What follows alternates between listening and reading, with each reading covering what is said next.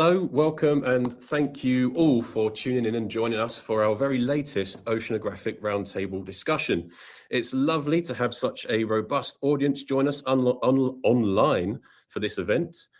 This is, of course, the latest in our ongoing series of Oceanographic Roundtable events, and this is number 6 in the series. For those at home that are keeping tabs, a few of our regulars who join us each week might be, as well as me.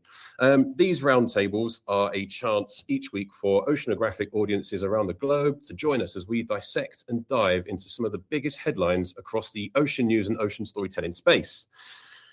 Now, already in this series of live discussions, we have tackled the topics of the UK sewage crisis, the effectiveness of marine protected areas, the pervasiveness of microplastics, and latterly, the stark warnings of the World Meteorological Organization's latest report, telling us that all key climate change indicators are now turning red. And of course, last week's topic, which was the true impact of bottom trawl fishing on our global food security. So cheery stuff, I think you'll agree it has not tended to be so far. And while we would definitely like to be covering some of the more positive developments in the ocean news space, we're definitely not afraid of covering the hardest hitting topics.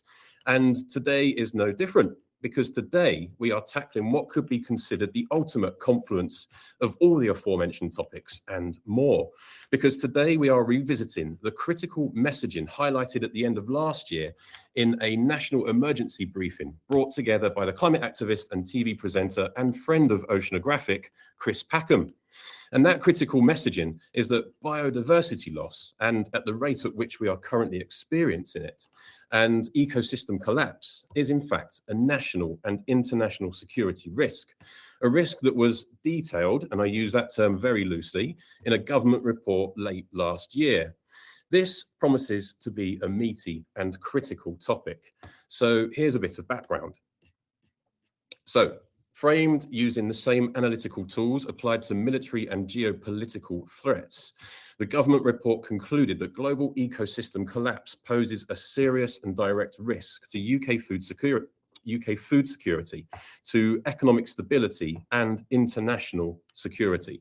It found that every major global ecosystem is already degrading, many approaching thresholds beyond which they may not recover on human timescales. The Amazon, the Congo rainforests, the coral reefs of Southeast Asia, their disruption would trigger cascading impacts felt here in the UK. Crop failures, water stress, coastal flooding, disease, displacement, and economic shock.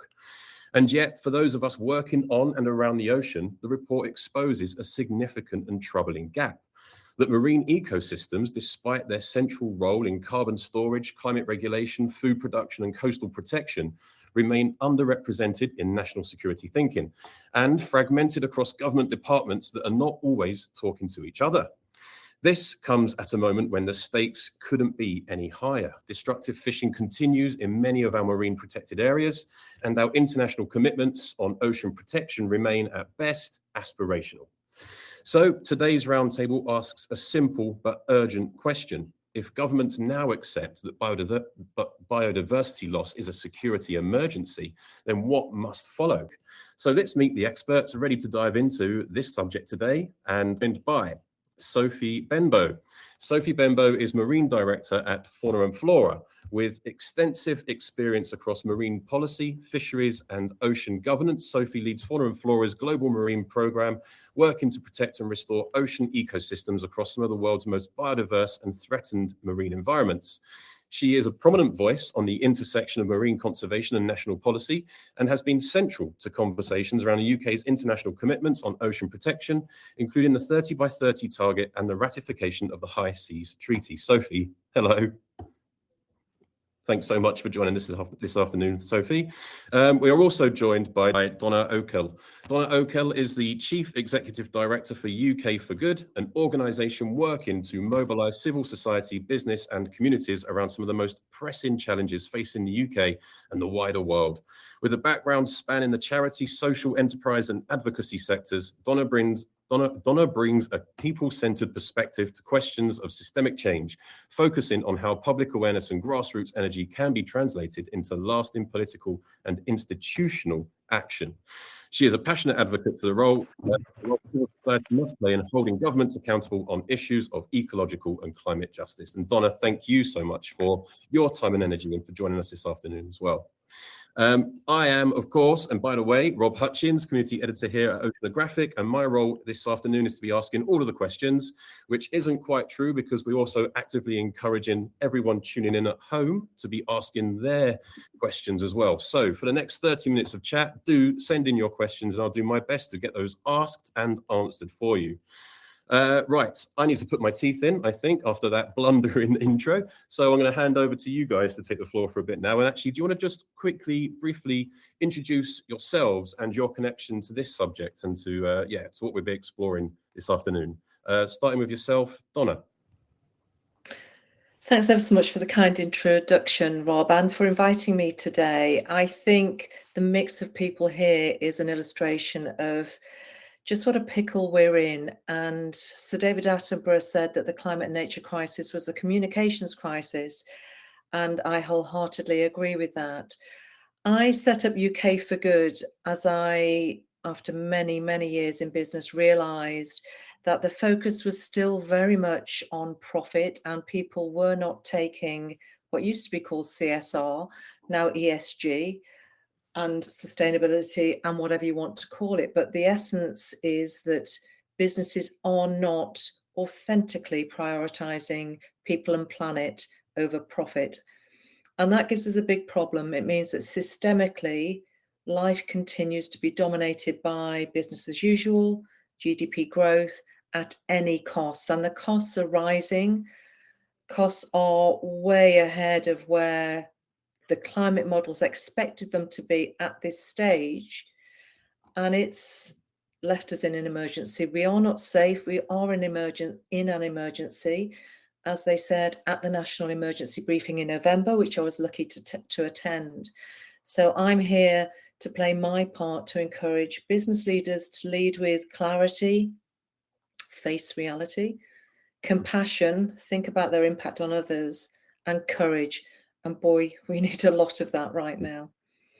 We certainly do. And thank you so much for taking the time and sharing that insight with us. So I'm looking forward to diving into more of that with you this afternoon. And Sophie, if we can turn to you then, if you would like to give us a quick introduction to yourself and your relationship to this subject. Yeah, thanks, Rob. Pleasure to be here. So I'm the Global Marine Director for Fauna and Flora. Fauna and Flora is a global biodiversity conservation charity headquartered in the UK. And Fauna and Flora is really looking at how we can advocate for and pursue more locally led conservation action. So looking at this report for us, it really provides an opportunity for us to have evidence that's been produced by a government body to lobby, to advocate, to call for better conservation action in response to the report. Mm-hmm. And particularly, I guess, looking at the funding situation that hopefully comes with that. And there's so much evidence that when aid backs ecosystem protection, restoration, we have more resilient food systems, we have better water security. And if we look at pursuing better climate adaptation, then it lowers the risks of all that from a climate perspective that can show up or impact us in the UK. We are looking at how we can use this report to get the UK government to treat international aid and nature and climate investment off the back of that as a core and critical part of the UK's security toolkit, rather than an optional extra. We really need it to be better mainstreamed into how the government is approaching its work.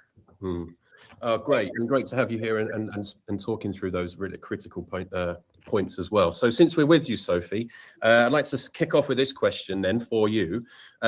In the report frames, this report that sort of emerged at the end of last year, frames biodiversity loss using the same analytical tools that we apply to military and geopolitical threats.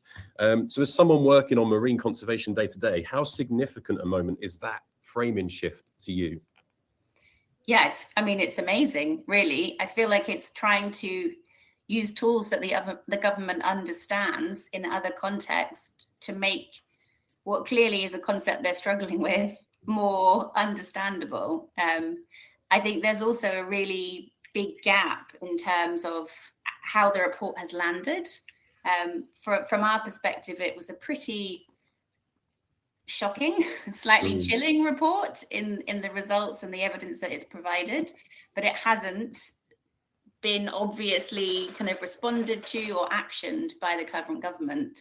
So yeah, I think there's a huge gap at the moment between what the report is saying, using hopefully very robust and easily comprehensible measures for the UK government, and what the government is doing to respond to it. In the last 6 months or so, we've seen pretty significant reductions in aid budgets and largely shrinking support, I would say, for nature protection and restoration. But this report is evidence from DEFRA, so from the UK's own kind of scientific advisory body, that we should be doing more to support, promote, protect nature as a really critical tool in the armory, let's say, against climate change and kind of the nature crisis that we're facing.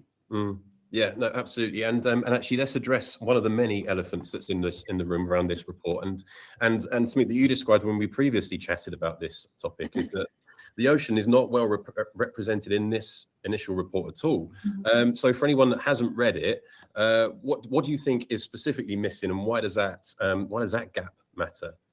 Yeah, I mean, I think there's a very fundamental overlooking of the ocean. It's so huge. We do live on a blue planet, but because it's so huge, it's very easy for people to think it will always be there. It will always function in the way it needs to for our planet to survive. And I think there's a lot of general misunderstanding of the importance of the ocean in maintaining a livable planet. It sounds very hyperbolic, but it is true. The science tells us that, and we need the ocean in order to survive. But there's just this understanding that it's so gigantic, so much of it is out of sight, out of mind, but we really need to be working as a global nation almost, and we will be, hopefully, with the new BBNJ treaty. So this treaty that will allow high seas protection and better high seas management in those areas outside of national jurisdictions. But we need to understand, and we need maybe to speak to Donna a little bit, we need business to really understand as well where they rely on the ocean for their supply chains, for transporting products around the world, and how important it is that we really change the narrative and get people to think differently and think long term. We need to shift away from the very short term profit driven agendas that a lot of governments, unfortunately, and companies have. Yeah, no, thanks for that, Sophie, and thanks for taking the 2 opening questions there. I really appreciate that. So actually, to turn to you then, Donna, obviously the UK for Good sits at this intersection of civil society and systemic change. So when a report like this lands that frames ecological collapse as a security emergency, what does that mean for the organisations and the communities that you are working with? I think for businesses, it's a time to be very clear that climate risk is governance risk, and it isn't being discussed as such in boardrooms. So I think, Sophie, you made a very good point. It's recognizing the interdependence and interconnectedness of all of these cascading risks. And Lieutenant General Richard Nugey, who spoke on this issue at the National Emergency Briefing, was very clear. And a sentence he spoke has stayed with me, that in the military, you're taught to treat the threat that's in front of you, not the threat as you would like it to be. Now, business leaders are working within a system that is designed to make them think short term, to prioritize convenience over consequence. And that's a systemic behavioral change that we have to address. Now, this Joint Intelligence Committee report, now, let's remember MI5 and MI6 are in this, as well as all of the other organisations, DEFRA, that have fed into this report, goes some way to addressing that. But the behavioural change does not happen overnight. And business leaders, for the most part, although they're doing their CSR and sustainability bit are not really seeing these issues as immediate and urgent, and they are both. And they're not really seeing the interconnectedness and interdependence on our oceans and the impacts that's going to have on their workforce, on their stakeholders, on their, on their shareholders. You start to look at the decimation of shareholder value, even within the next 5 years. So their brains have been shaped to consider the here and now, the short term, what we can see that's going to impact profit. And you need to change all of that. And I'm fascinated, and I'm sure we'll talk about this, that the challenge we have, that although 87% of people in the UK want more climate action, they don't think that others feel the same about it as we as individuals do. So we still feel, and I don't know how fellow speakers and people that have joined this session today often feel like a lone wolf. You'll go down to the pub or your local park or wherever, and oh God, here she comes again, the woke from up the hill type of thing. And you've got all the data in the world, but all of the data in the world, and it's only going to get worse, let's remember, doesn't change behavior. And I think I'm probably veering over into your territory, Wakez, but we all collectively have to encourage leaders and individuals and communities and policymakers to start by facing the truth. James Baldwin, the activist, said that not everything that is faced can be changed, but nothing can be changed until it is faced. We've got to face the truth. And that's where the NEB comes in, and the people emergency briefing. Yeah, no, really interesting. And actually, yeah, you were verging into the questions that I was going to start to direct towards. But before we do, I think we've got a question in from Charlie that does sort of underpins the critical nature of this, the report and the subject. So we're looking at the report states that a critical ecosystems could start collapsing as early as 2030, which is, as we know now, like quite worryingly so, 4 years away. What does that look like for the UK? What does that actually look like, the fallout from this, Sophie? Yes. I mean, I don't know if we really know, but I think we definitely do know that it will have an impact. And I think we need to all understand that climate change is, sorry, the question just popped up. Yeah, it did. It does that. It's very interactive. So the climate change is already happening. We are seeing the impacts of that. We're feeling it in the UK. We are certainly noticing and seeing it all around the world. And I think one of the most tangible examples of this that is easy to relate to is the increasing frequency with which large storms and other weather events are making the news. So previously, cyclones, typhoons, hurricanes happen all around the world. They've been happening forever, obviously, but they didn't always make the news. And now I don't have the data, but I feels like we hear about a massive storm or kind of coastal weather event very frequently. And this is only going to become more prevalent. It's going to happen more often. There's evidence from the Philippines, for example, after one of the large cyclones recently, that the huge amount of damage caused by the cyclones was actually almost a magnitude of impact greater in communities that didn't have healthy mangroves. So very simply, it shows you the power of a tree in helping to mitigate for climate change. And we see that in the UK as well. We see that flooding is more common when we start prioritizing housing over keeping floodplains intact. We see our cities, the city temperature is increasing dramatically because there's no trees, there's no vegetation to help absorb that heat. So I think it's really apparent that we are already experiencing the impacts of climate change, whether it's UK induced or it's the knock-on effects around the world, and it's only going to get worse. Yeah, no, thank you for that insight. So I just want to turn to you, Donna, and ask about those tensions then, the tensions between economic priorities and the scale of action that's required. How do you think civil society can help governments navigate that tension without it becoming a reason for inaction? In short, lobby your MP so it becomes impossible once they do know the truth. And this is the call to action from the People's Emergency Briefing, is this parliamentary call for a national emergency televised broadcast. People still don't know the truth. I mean, people are being arrested for trying to get the truth out into the open. Day in, day out, activists are being arrested. So absolutely lobby your MP. And actually, the focus, and we all know, everybody on this call, I'm sure, will know that BP are behind the notion of individual carbon footprint and individual actions. Small is okay. Well, incremental change at leadership level, whether it's business level or government level, is no longer enough. You know, we are, as Sophie said, we are rapidly approaching 2030s around the corner, irreversible tipping points. And as Professor Kevin Anderson said in his presentation, you know, you only have to lean back on your chair to feel what a tipping point is like.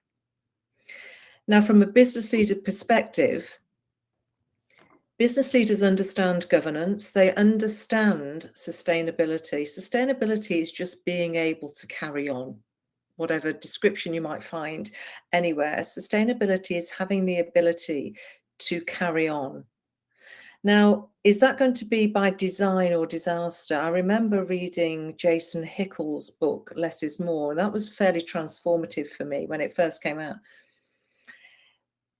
The physics doesn't care about policy, but the road we're currently heading on, you know, and the worst case scenarios aren't discussed in the climate models, and we need to discuss them because we are getting nearer and nearer towards those 2 and even 3 degrees, much sooner than climate models originally forecast.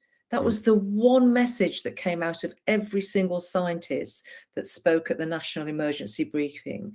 It's much worse than we expected, and it's accelerating much faster than we expected, and we are not prepared. Any data that you're reading now says exactly the same. We're not prepared as, you know, as a nation, as the UK. So I think business leaders do understand governance, they understand fiduciary duty, and once you start to talk about the impact of these cascading climate and nature crises on their shareholder value, that usually raises a few eyebrows.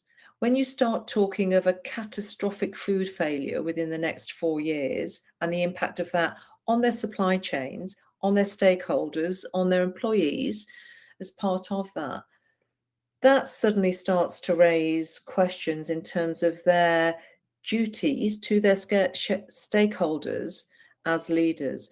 So I think that's the scary stuff, and it's systemic change and we have to face it. But actually, there are some incredible initiatives, and you on the screen will know that locally communities are stepping up. And this is what gives me real hope.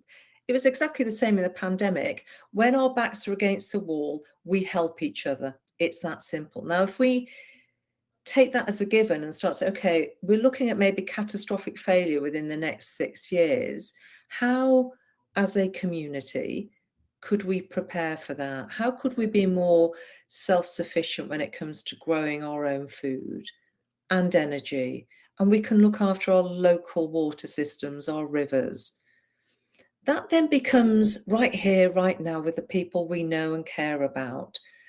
And there's just loads and loads of brilliant community initiatives that we see. Stroud Commons, loads of stuff in Bristol and Totnes and in Scotland. And they're growing fast. And that gives me just much more comfort. I'm not sure I'm quite at the hope stage, but it gives me comfort that, and we're doing it here in our own little village. We're swapping food, we're learning from each other how to grow more food, and then we'll look at energy, just resilience, really. We can build resilient communities. I don't think anybody should rely on governments in the short space that they have to think of anything other than keeping our vote, sadly.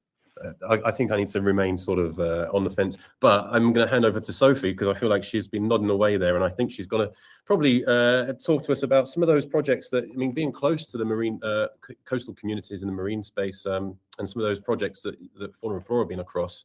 Maybe you could talk to us about some of those. Yeah, sure. I just to start, I wanted to pick up on what Donna said about the kind of time horizons that different stakeholders are working in. And I was recently in a conference in Montreal, and there was a lot of Canadian Indigenous people representation, and they have had a really nice phrase that was basically, in the Arctic, the tradition is to think about the way you work in 7 generations. So you're preserving, conserving for the next 7 generations. Then from the government's perspective, it's the 3, 5, 7-year election cycle, whatever that might be in your country. And from the business perspective, it's often the kind of quarterly profit margin meetings. So just the scales at which people are thinking really needs to shift more to that community approach, because that is the way we will catalyze the action that we need, that is unfortunately not happening at the moment. Yeah, and then from a Fauna and Flora perspective, yes, our whole approach is to work with local people as those people most reliant on the coastal and terrestrial areas, and those that will be most impacted by any changes that happen to it. So we're looking at ways that we can catalyze effective, from my perspective, marine management in order to get the change that we need. And there's a really nice example from Scotland, so from within the UK, where we have been supporting a group called the Coastal Communities Network, which recently became its own independent NGO. And it's a grouping of around 18 local community groups from Scotland, predominantly on the West Coast, but also some from the East Coast. And essentially, it's a way of them coming together to elevate and create a stronger voice. And they are really good at engaging with Holyrood and trying to have those conversations with governments and taking that community-led action directly to the decision makers. And I think that's a really neat example within the UK context, where local communities have small projects underway in their local area, but have also recognized, with a bit of support from Fauna and Flora, the power of collective voice and action in that space. And they have had some really great achievements. And there's also, I mean, there's a myriad of examples from around the world. For example, in Tanzania, we have a project supported by the Blue Action Fund that, again, is looking at how locally led action can catalyze and lead to greater protection of the coastal areas, and how that protection can be meaningfully resourced into the future. So recognizing that the governments are often under-resourced, particularly in the global south. So how can we support community groups to take action, to understand, and often they understand much better than the people in the city, than the governments and the decision makers, what's happening in their local area, and that it makes complete sense to them to try and conserve. And often you're seeing local community leaders with very little being willing to make the sacrifices that the governments in the cities with their big 4x4s are not willing to make. And it's really impactful when you see that happening on the ground. Yeah, no, absolutely. And thank you for sharing that. And actually that brings me to the crux of the conversation, that being the national emergency briefing. I'm going to turn to you, Wakaz, and hoping that the audio holds out for this response. But so the national emergency briefing convened towards the end of last year was supposed to be this big pinnacle moment where they platformed all this data and this science and these sentiments from across the spectrum of government advisors and whatnot, to bring this to the media, to bring this to policymakers, as this is the ultimate sort of deadline that we're looking at right now.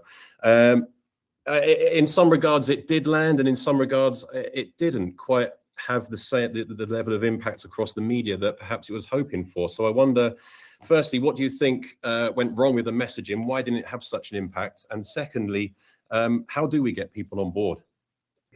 First of all, can I disagree? It's not my normal stance, actually, but can I disagree that the NEB wasn't successful? There have been, so it was always stage 1, the national emergency briefing at Westminster, which I thought was amazing, was always stage 1. Stage 2 was to develop a screening of based on the event, and I don't know if any of you have been fortunate enough to go to a screening, I'd really encourage you to do so. But for those screenings to be in the community, and they've been screened. We screened one in a cinema, they've been in church halls, community centres, businesses, libraries, etc. There have been over 2,000 of these screenings registered so far. Anybody can register, closed or open screening. And that's what really excites me. So they're taking the NEB, the National Emergency Briefing, from Westminster out into the community, bypassing the billionaire influenced media, particularly social media. We all know how the algorithms work. The billionaire owned social media do not want us to stop buying as much stuff and reduce our emissions, because that's their lifeblood. So I think the news is very much influenced by some big negative actors, not the Tom Cruise style actors, obviously, but influencers, and that really is playing out in evidence. What's the one thing that the government can do? Listen to their constituents, and that's why the key driver of the community screening is tell your MP, invite your MP to come to listen to the latest and best available science. Let's get them facing the truth, because they're not. As you said, Sophie, that it's short-term thinking. It's not the cathedral thinking that Roman Krasnaras talks about, and you've mentioned in Indigenous communities. Try and encourage them to come to a screening. When they go back to Westminster, they can't unknow what they know.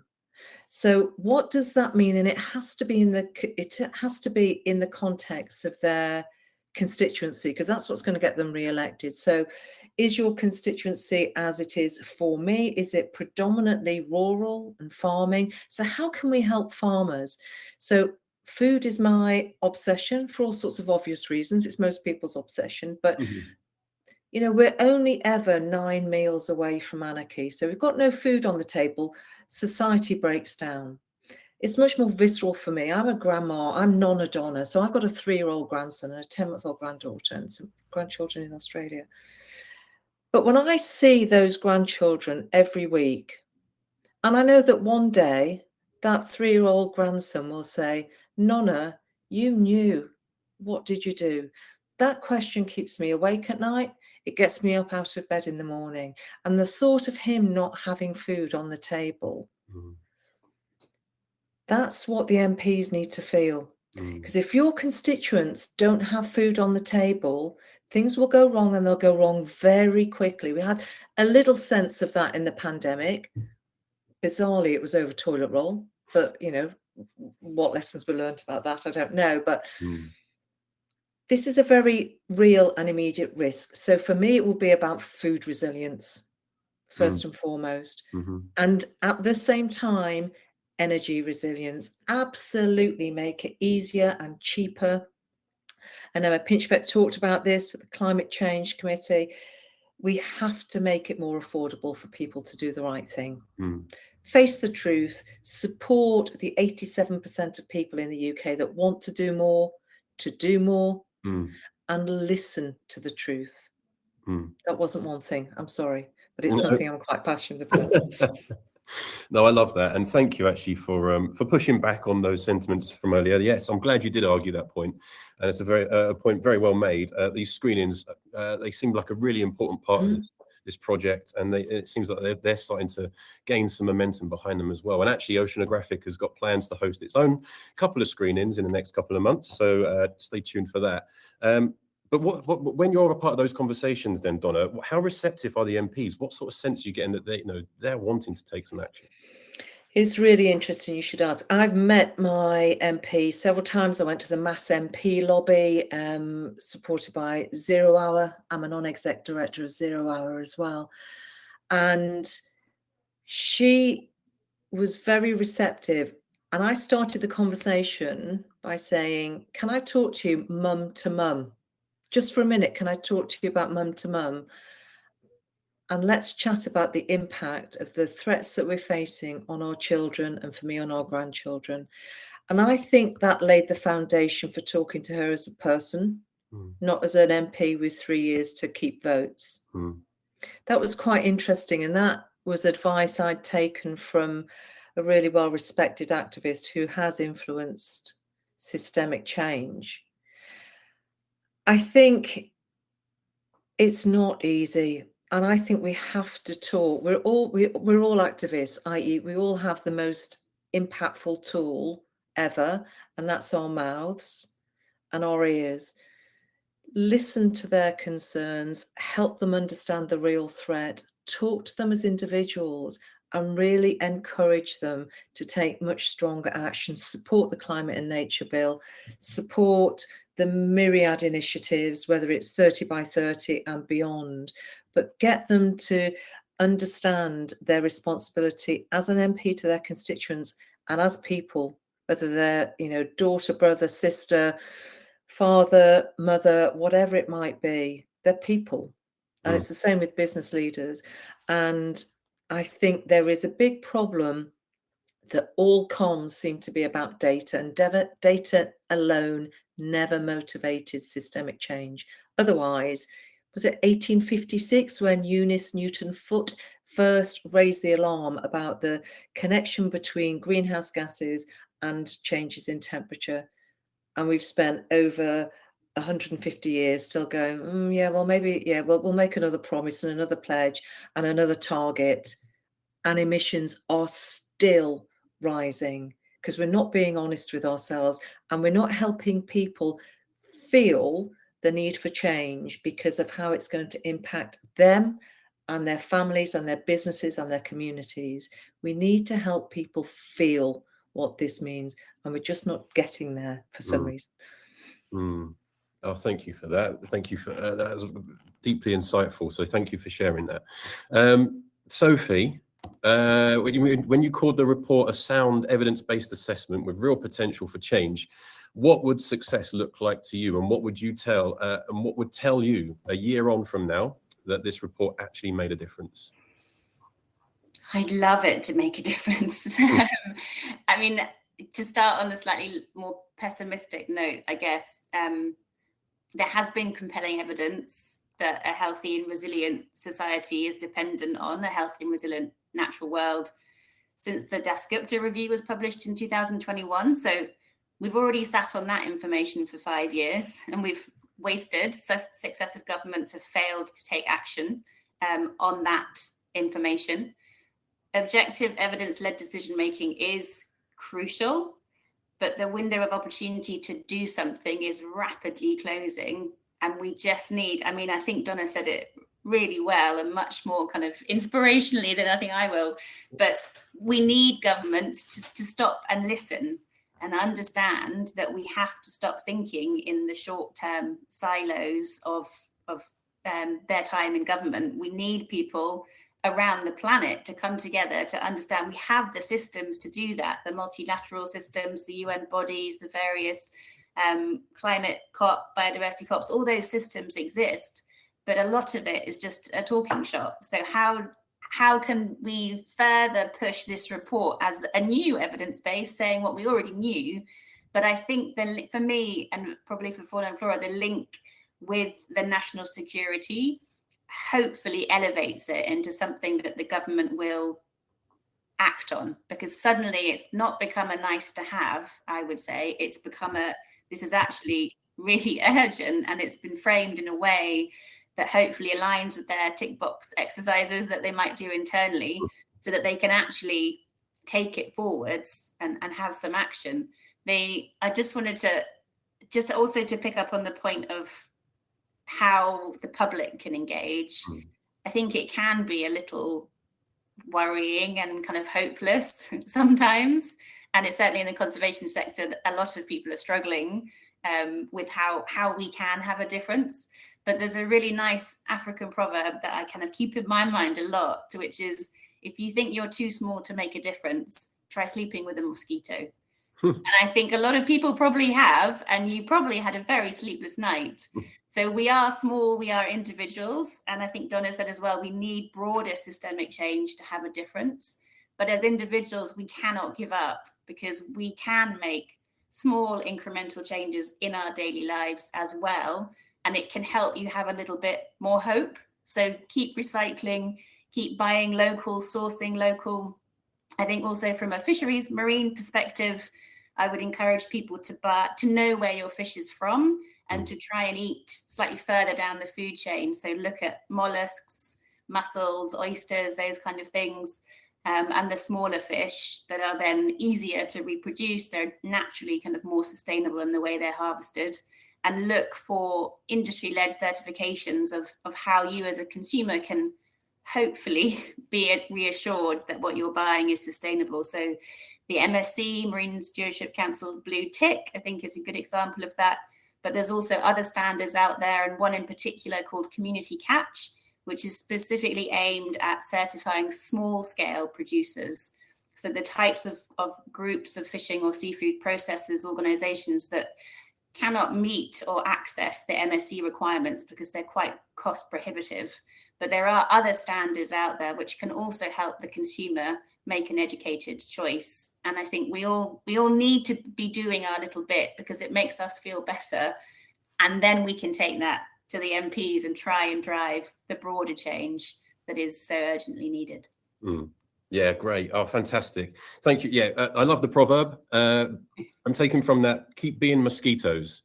Yeah. I'm going to paraphrase that. Oh, look, guys, Wakaz, Donna and Sophie, you've been amazing. Thank you so much for sharing your insights and expertise and your time and energy and joining us for this discussion this afternoon. Wakaz, we'll have to have you back so we can talk and dive deeper into those points that you were making, those critical points. So I'm looking forward to that. So thank you all once again for taking part and for joining us. And thank you everyone who has tuned in to listen and watch. If you've enjoyed this roundtable session, be sure to come back next week when we will tackle the week's biggest story at the same time and the same place. And do check out the Oceanographic platform for the latest details on our live Ocean Talks events that will include one of these screen-ins at some point in the near future, as well as our printed magazine and everything else that we have to offer. So that leaves me with nothing more to add other than one last big thank you to everybody and have a wonderful evening. So thank you very much and see you next time. Thank you very much. Thank you. Bye. Bye. Bye.